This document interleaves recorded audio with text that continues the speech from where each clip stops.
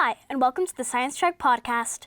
On this episode, we're answering your questions about flight. Birds or airplanes? Both. The science of flight is called aeronautics, and the principles of flight affect both birds and planes.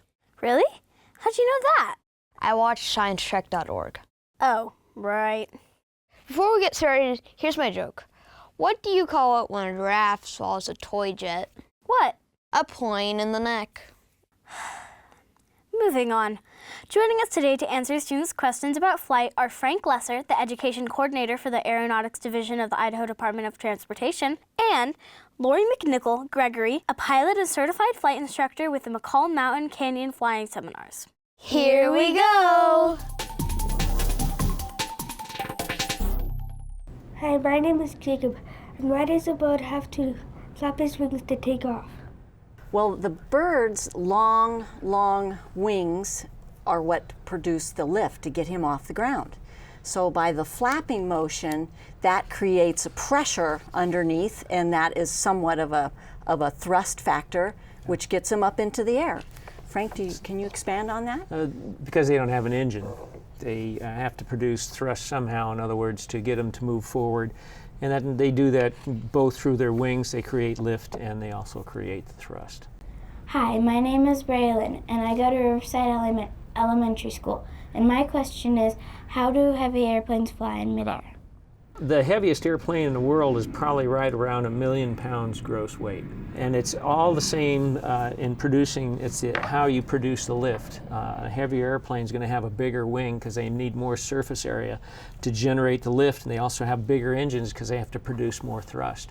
But they still fly very close to the same airspeeds the smaller ones do. It's all just a matter of creating the lift and the thrust to get them airborne. Hi, my name is Chloe. I'm from Riverside Elementary School, and my question is, how do they make jets faster than planes? The first jets actually were slower than the fastest propeller-driven airplanes, but it's based again on the size of the engine and how much thrust they can put out. A jet engine doesn't have a whirling prop out there. There are certain limitations to that prop, especially when the tips approach the speed of sound. In a jet engine, they can take a larger volume of air and they can compress it much greater than a propeller engine can do it. And the amount of thrust they build on, you've seen some of these huge engines that they put on the airliner. You can stand up inside of them and still have to reach up to touch the top. They're huge. So they make them go faster by the size of the engine and the efficiency of the engine when they produce the thrust. Hi, I'm Addie, and I go to Riverside Elementary, and my question is, why do jet planes make the white line when they're flying in the air? Contrail. It's anytime you have combustion of any type, whether it be chemical or fire or anything, one of the byproducts is water. And so when the aircraft is producing thrust, or a predominant, well, it can be a propeller-driven airplane as well, that's hot air that's going out the back, and there's water in that hot air.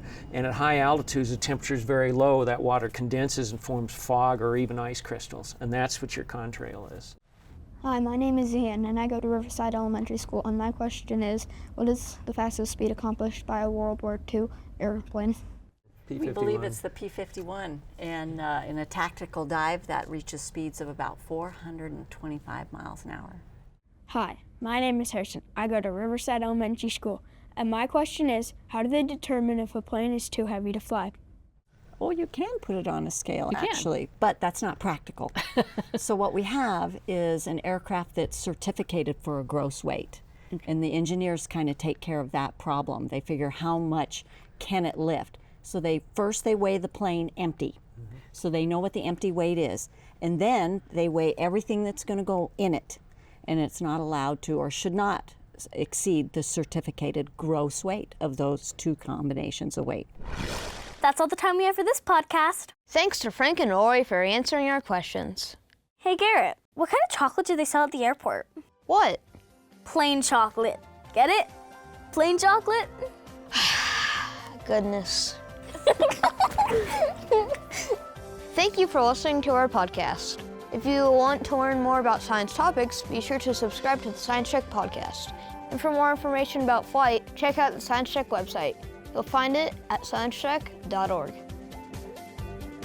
Funding for Science Trek is provided by the Laura Moore Cunningham Foundation the Idaho National Laboratory, and supporters like you. Thank you.